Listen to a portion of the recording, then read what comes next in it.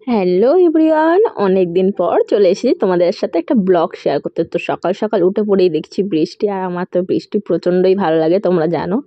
তো দেখলাম বাইরে গাড়ি দুটো একা একা ভিজছে, তাই আমি ওদেরকে বললাম তোরা একা একা ভিজবি কেন, আমিও আসছি দাঁড়া।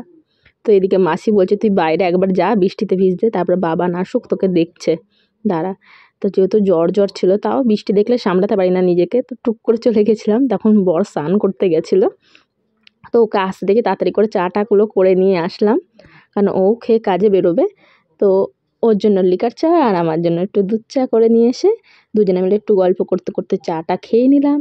খেয়ে টেয়ে নিয়ে বসে বসে কী করবো, সকাল থেকে উঠেছি এমনি লেটে, তারপরে কাজকর্ম কোনো কিছু করা হয়নি, তো টুকটুক করে কাজকর্মগুলো করছিলাম।